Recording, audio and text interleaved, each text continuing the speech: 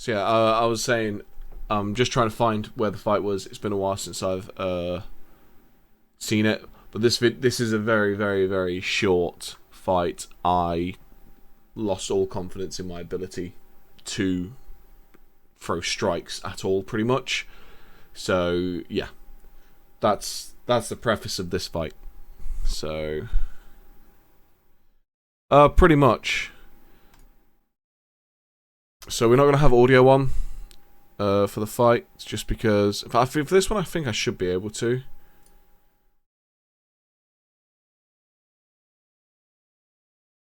So yeah, this is me not doing well at all. So my balance is off. I was trying to grapple the guy. I was trying to grab him. But the issue is I was just barreling in. I wasn't trying to actually like throw punches to move in. Yeah, it's there now, isn't it? Kind of thing. If my full name's there, whatever. Oh yeah, he just throws like mad. When you look at his punches, they're all haymakers. There's no real like straight punches in his ability. So this was a section of the fight that actually kind of annoyed me because I actually finally got a hold of him. If I just slow this down, go to like here. So actually here, finally got in. I got him back against the cage. I got a tie kind of clinch on the back of his head. And you don't see it because the ref got in the way. But I actually got a really good knee directly into his chest. And I was about to line up for the next one on my right leg, but the ref broke us up. Basically because if you see here, just behind him, a load of his friends had got up and ran at the cage, and the way the health and safety works in the events is anyone in the seating area, they have to stay in their seats. So they split us up. Now, that's my food. Now really what they should have done is, rather than splitting us up and putting us to separate corners, we should have really started in a clinch position on the cage because I was in an advantage position there. But it ended up resetting, so that's what it is. And then let's go back to normal speed. So the guy down here, he's the guy I had the exhibition fight with. He was my corner for this fight. A guy called Steve. Really, really nice guy. And then I only saw this like the last time I watched it when I was showing someone else. This was really fucking cheeky what he does here. So yeah. So basically, you go to touch gloves. It's like a cool, let's go kind of thing. You touch gloves, take a step back, have a beat, and then go in. Watch what he does. Touches gloves and doesn't even take a second. He just throws that front kick straight out, and it's like, come on, bro. Like, have some kind of backup. No, you've not missed it. This is my first fight. It's not cheating because technically the round started. There is no like kind of honor rules. It's just one of those kind of unspoken kind of scenarios. Mute your mic. One. Sorry, I was saying, yeah, so if I go back a bit, I'm keeping the video audio muted because I'm playing at a slower speed. But yeah, this is where he actually throws a straight punch after this little grapple section here.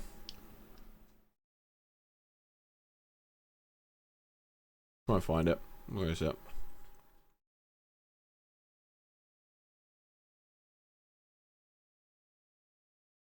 See, I'm still just trying to go in. I'm still just trying to go in and grapple him because I know I was the better grappler. But it wasn't working out. So he just tapped me with that one. But I was keeping quite a high guard. But again, I'm not setting anything up. I get a weak body shot on him there. And then I press him against the cage. I get another body shot on him there. And this is kind of where I wanted to keep him. I wanted to try and keep him against the cage. Because I could try and tire him out. Issue was, he's really strong. Really strong. And because he's so strong, without even any technique, he's able to just push me off.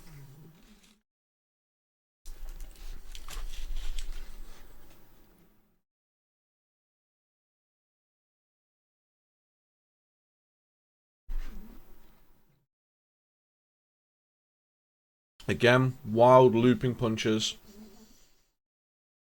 See, really there, if he'd have used his legs, he would have got a really, really good clean kick to my midriff. He throws that knee, and that knee sucked. That was a really painful knee to eat. And this is where I tried to do a takedown. And it's a very, very, very bad takedown. I nearly get him up. But it didn't quite work. So he ends up just hitting me.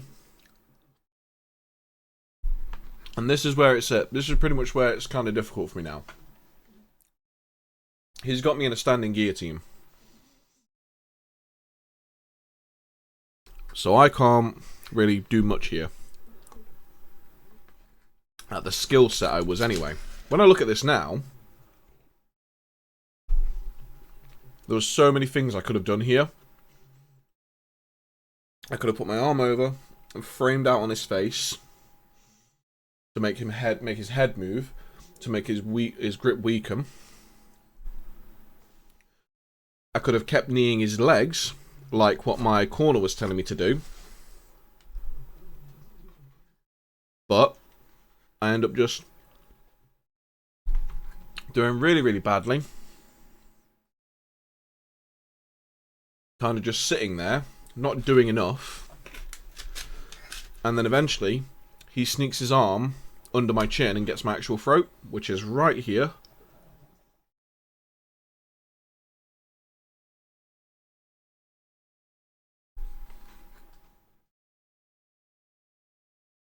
And you can tell he knows exactly when he's got it under my chin, because you watch him wrench upwards.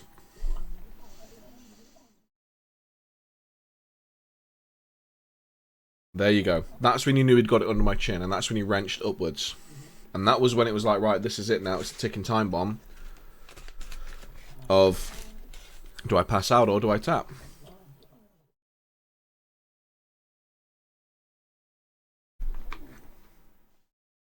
So I try one more knee. Doesn't make him let go. And then it gets to the point where I'm starting to go lightheaded. Starting to not be able to see what I'm doing. Arms are going weak, and that's when I decide to tap, because it's a chariot fight. I'm not trying to get knocked out here.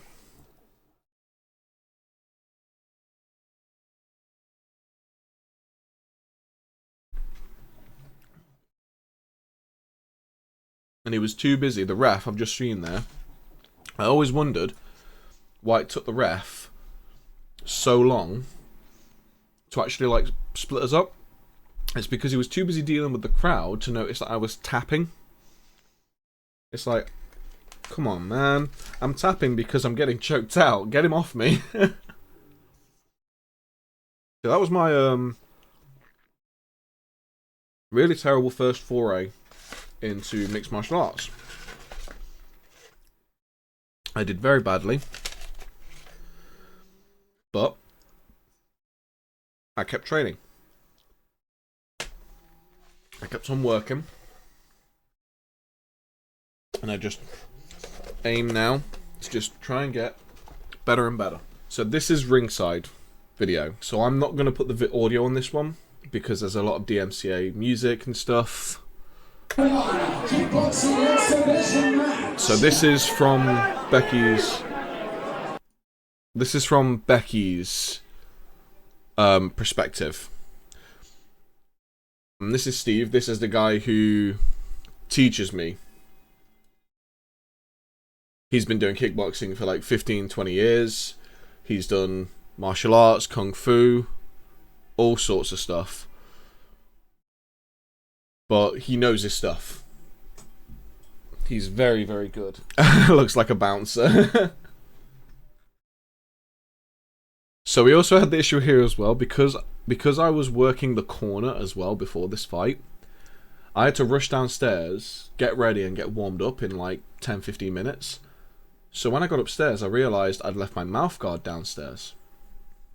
So at the minute, we're waiting for my mouthguard to turn up. My mouthguard finally turns up. There we go, there's my mouthguard, finally. We find out when I get into the ring, I still have my ear piercings in as well, which is really bad. I was really glad we actually got to use our own gloves for this, rather than like the ones that were brought in. So yeah, Jack had to take out my piercings for me as well, my corner guy, which was kind of awkward. So yeah, this is ringside, so you're not going to be able to see everything as good as the other one. But this is probably one of the scariest people I've ever had to... But already, like, I've got much more confidence in my striking. But I wasn't throwing enough kicks.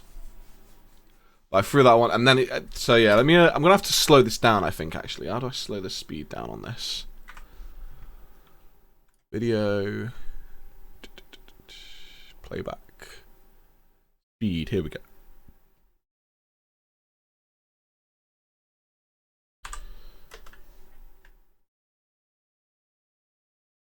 Yeah, so we're going a bit slower now.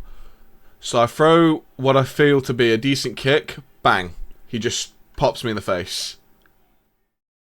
But I'm trying to keep my head down and keep my chin tucked in. I tried to go for a few inside leg kicks, but I kept on doing this, where I wasn't actually throwing the punch, I was just kind of feeling it out.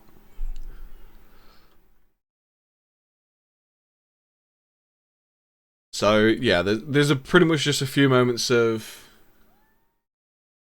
just trying to realize, yeah, so that was actually that was kind of a funny thing that happened there. So it turns out I was actually kind of pushing and staying in the center of the ring a lot better, which is where you want to be, in the center. But yeah, he tried to do like a hook kick, and he even said himself, as soon as he threw that, he knew it wasn't going to work. But yeah, as you can tell, he's a lot more relaxed than me. He's a lot more flowy than me. Whereas I'm kind of a lot more... I'm tense because of the differences in abilities, mainly. But my guard... I do feel like my guard was pretty good in quite a lot of those moments. Like, a lot of those punches there didn't actually hit. I was trying to throw a lead hook with my left to his body because I felt like he was open there. See, like there, I tried to do it, but he chucked one over the top, straight to the face. Catch me there with a lead hook as well.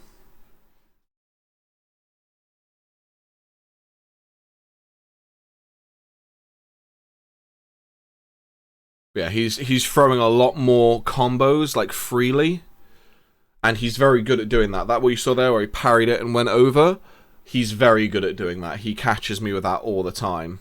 But I actually did land one there. I didn't realise. I actually kind of glanced him with that one. That hurt my leg. That hurt my leg. Checking that kick hurt my leg.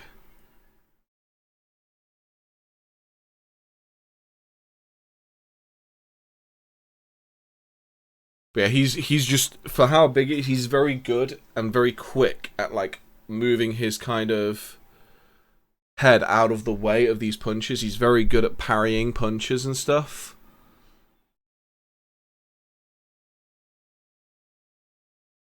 Yeah, so those leg kicks I'm getting on me, is they really start to take their toll eventually.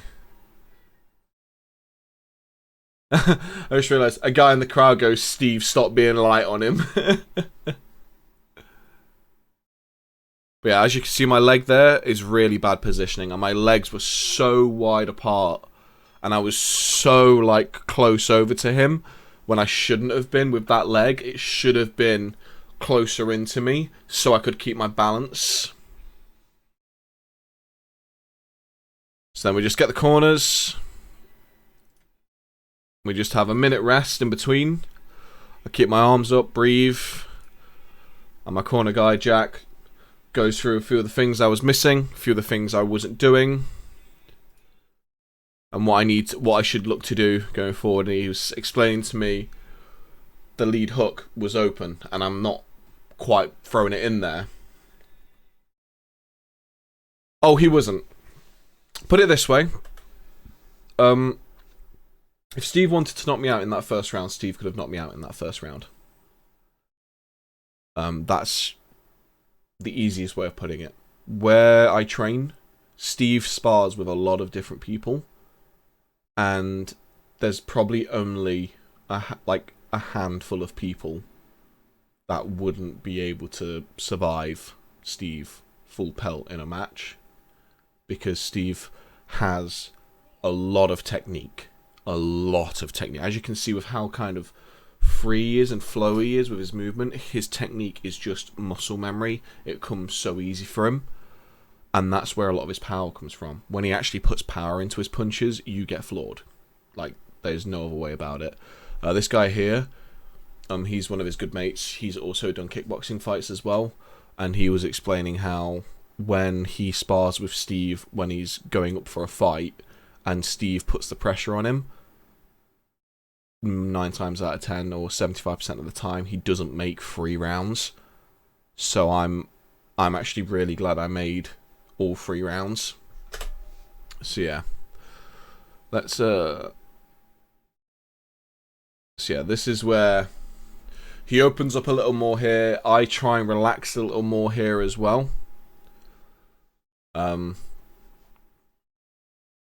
Yeah, the cage kept on not being shut properly, so the ref kept on going over and just kicking the cage door, like, come on, you need to shut the cage properly.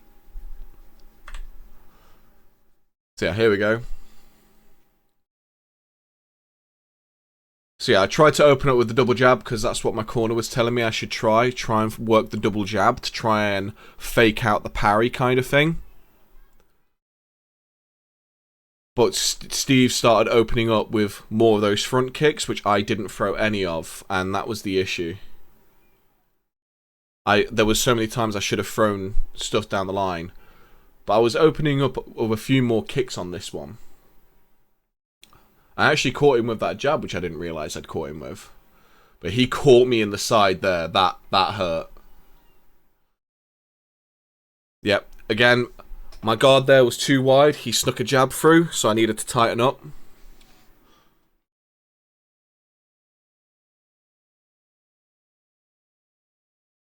Catches me with that lead just slightly. And those leg kicks, man. Yeah, checking them. But yeah, you catch those. I think that was the head kick that I just missed there. But yeah, so you raise your leg because you don't want it to hit your thigh, because it's worse on the thigh, but it still hurts, man. It still hurts you. Yeah, so that was a head kick. He got me clean with that head kick. And see how my right hand now is always here? My right hand stayed pretty much here to cover that face, because getting kicked in the head opens your eyes. Yeah, we was both trying to kind of move in and get in close, because we was trying to showcase kind of like clinch work and stuff. But again, he was very good at getting that arm down to cover that hook that I was doing.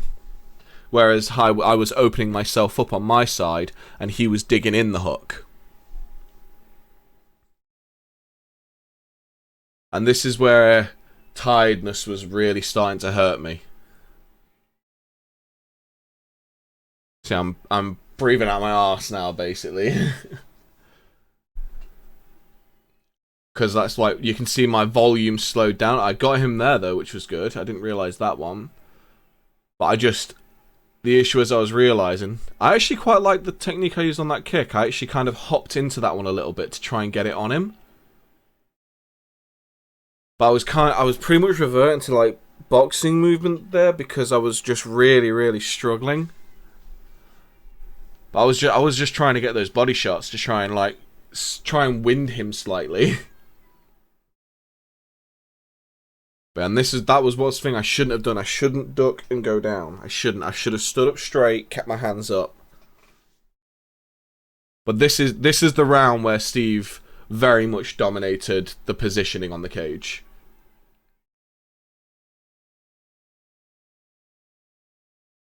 So I was trying to do like some short uppercuts there, and Steve just trips me over. It's like, nah, I'm not letting you do that. And luckily, it was the end of the round anyway. So I just went straight over to the corner, put my arms up, started trying to breathe as deep as I could. But they had to throw in a towel to clean up this bit here, because obviously I'd slid across the floor with my sweat everywhere. Okay, where are we? Here we go. So this is the last round. I'm gassed. My leg is killing me by this point because of all the leg kicks I'd been checking. But I didn't want to not continue. I wanted to finish this round. I wanted to do all 3 rounds.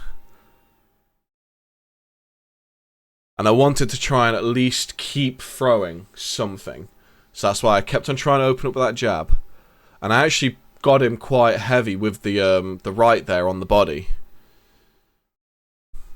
But even in the slow motion, you can see my punches are a lot slower. A lot, kind of not much power in them. Once we've watched it through and I've talked through a lot of these little bits, I'll show you a few of the rounds. I'll show you a few of the bits at full speed, so you can just see just how quick Steve actually is at throwing some of these punches and stuff. But yeah, see how quick he is at moving back at that when I'm throwing that counter? But this is where you can just see I'm so tired. I'm so gassed. And Jack, over here in my corner, he's just calling for me to keep moving, keep pushing, and keep pressuring. No matter how tired I am.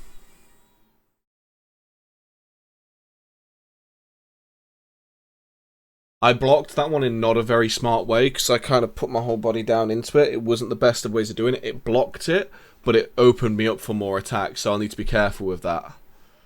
And this is where Steve was really kind of putting the pressure on me because he wanted me to keep working.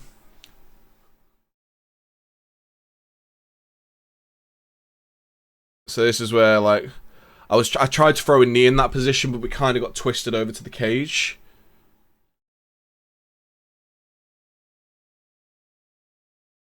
That one sucked. That one was a straight, like, teep kick directly to my gut. That was not fun. But I was just trying to, like, drag him down to try and throw a few knees, but I wasn't able to, and I'm really struggling by this point.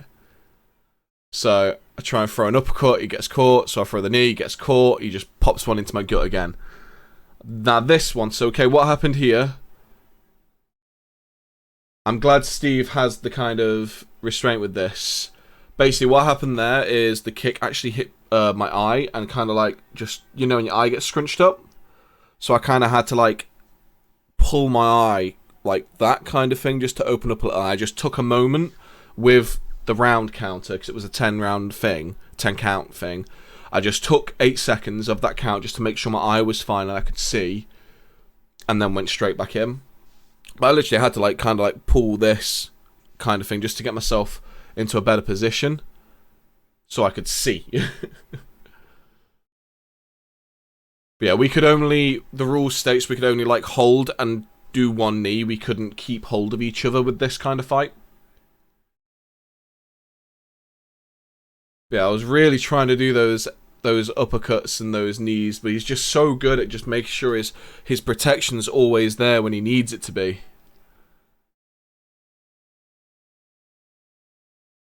I was very, very lucky that my shoulder was in the way of that hook when I think about it.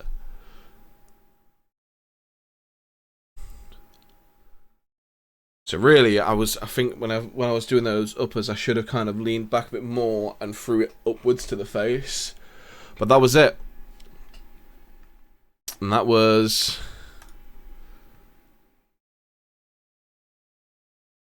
yeah, that was the fight. And I was about ready to fall on the floor kind of thing. And the only reason I didn't fall on the floor is because Jack, like Andy and stuff, they came straight over and like just propped me up kind of thing. That it's like I'm not allowed to fall on the floor kind of scenario. I have to stay up. I have to keep that kind of posture. And yes, so we made it through. They called it a draw with it being an exhibition. So let me just show you some of the actual speed that some of these punches were coming out from Steve. Like, so this is normal speed now. Oh yeah, at the end of the day, if this was pointed normally, Steve would have won this. But with it being an exhibition, they just put it as a draw. But yeah, see so the speed of some of these punches. You can just see the difference in how quick his technique is compared to mine. Yeah, I backed off because obviously it was a trip. Not allowed to continue from there. It wasn't MMA. Yeah, that's his ability. He's got such good technique to be able to bounce in and out with those kinds of things. But this is one thing I keep doing. My elbows keep flaring out, and I need to keep my elbows in, and that's one of the issues.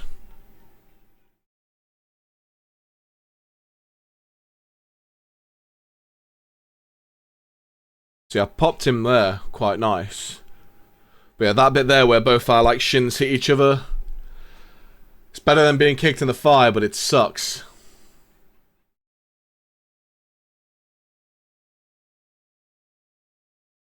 So the fight was 3 2-minute rounds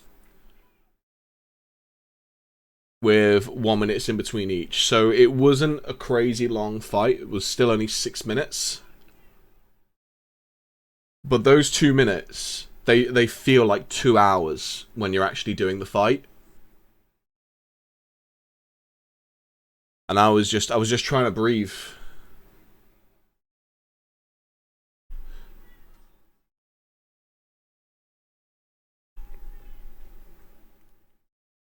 The thing is, well, I keep doing these weird kind of movements like I'm going to throw something, but I don't. And because I have not thrown anything of any kind of danger, it doesn't fake him out. And it doesn't help with, obviously, Steve being as experienced as he is. He's not going to get faked out very easily at all.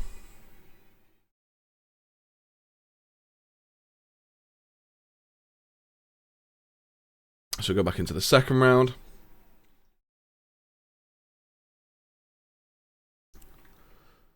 See, this is where he starts to kind of pop his speed up just a little bit more. And start actually like putting a bit more weight into his punches. But those front teep kicks he's throwing to my guard, they are so fast. I need to use, especially after watching this fight, I need to start using my left leg to kick more. Because that's where the openings usually are. And that's what I need to start focusing a bit more on, is getting that left leg up and into like the ribs, the thigh kind of area.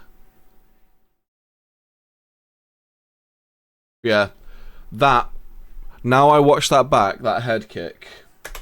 Watching that back, that head kick, that was all my fault. My hands had just dropped completely to like here, and I just completely opened myself up for that. That was all completely my fault on my actual technique there.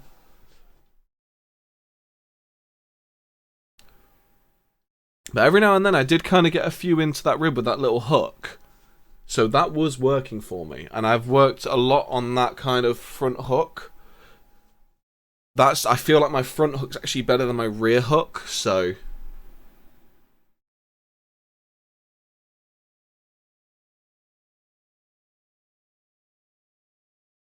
yeah, this is where I'm starting to get unbalanced. Especially with full speed, you can see kind of like how kind of laborious my movement is got.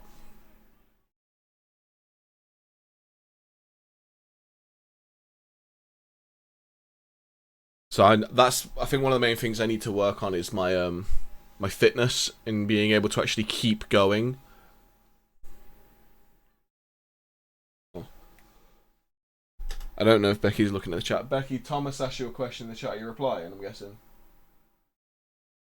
Becky? Thomas asked you a question in the chat. Yeah, she's seen you, man. She's seen your question, Thomas. She is in a dessert coma. See, I did actually kind of sneak a little uppercut through there. But yeah, that trip. See, the reason why trips are so effective in fights is literally because you don't realize how difficult it is to stand up when you're in those states. It takes so much more energy to stand up. Yeah, it'll be the next fight that Becky will be more worried about, because that one will be the full fight.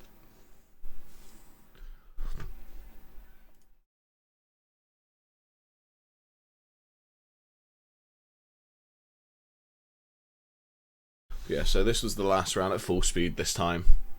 So I just realised, I actually did pop him with a jab at the very beginning there. But I actually did pop him just slightly with that first jab. The next fight's in March, but it might end up being delayed. We don't know yet. It depends on the events.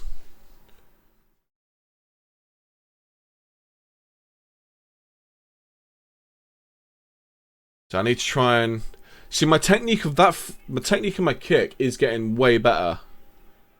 Yeah, he digged a thigh kick into me there, kind of thing. But he knew I was going to throw that right hand, so he just ducked straight out of the way.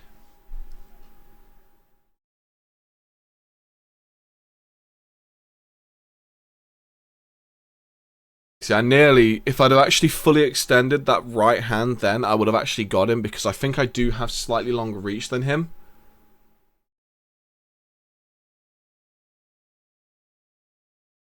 But I just, especially when I'm tired, I'm not throwing my full length of my arm, kind of thing.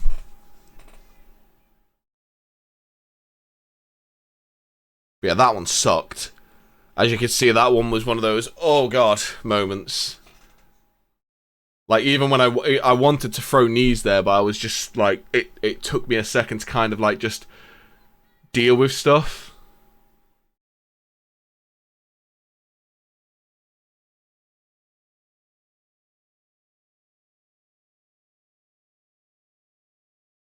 So yeah, that's where I'm literally, like, trying to push the eye a bit. Just take the moment, and then get back up.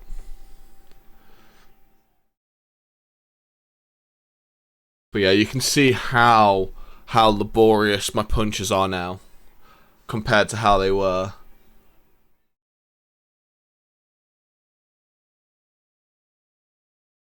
But this is the thing with Steve. He can literally go for rounds and rounds and rounds and rounds compared to me. His fitness is on another level from what I know.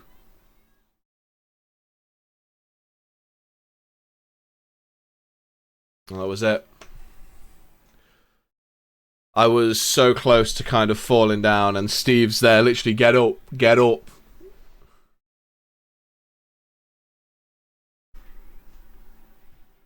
So yeah.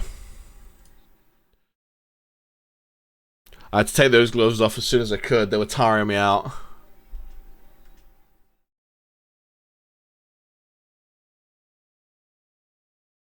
So yeah, they called it an exhibition draw.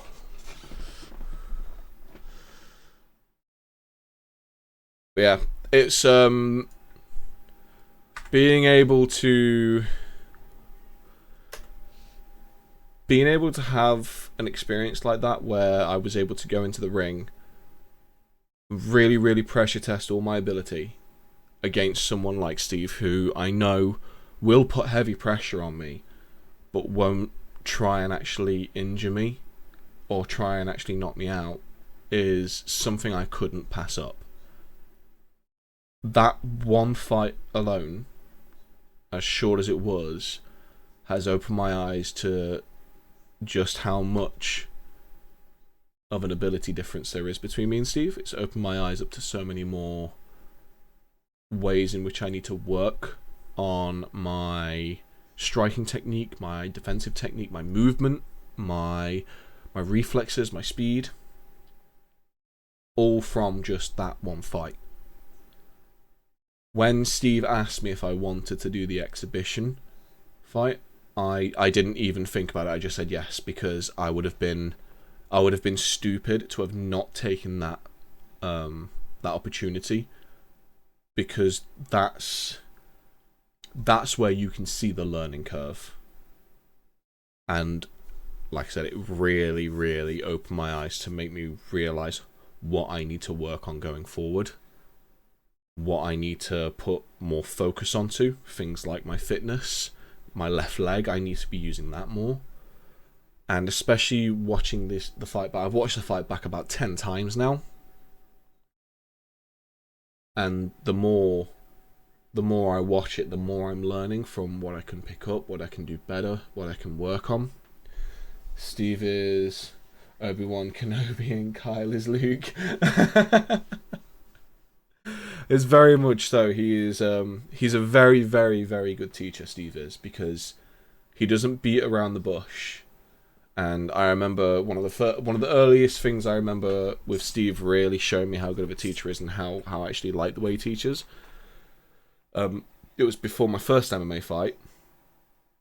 I was doing a very, very light sparring session with Steve, because he wanted to work on my confidence, because I was really struggling with the confidence in the sparring. But what I was doing was, every time I was throwing a jab, so my hands should be here, my jab was doing this, but my right hand was doing this. So I was going, and I shouldn't be doing that, because obviously all this is opened up. First time I did it, Steve just pipes up, keep that right hand up when you're throwing that jab. Cool. Going again, and then I did it again. Keep that right hand up. And then the third time, he didn't say anything to me. As I threw my jab and dropped my hand, he just threw his jab quicker and popped me on the nose. And the thing is, it wasn't even hard. It was just one of those quick, like a pop. But because obviously it was the nose, and I was open like an idiot, it was okay, yeah, that's why I need to keep my hand up. But Steve's an amazing teacher for that kind of stuff. He really shows you where you need to keep your defenses, and he really, really helps me out. Anyway, I think what we might do is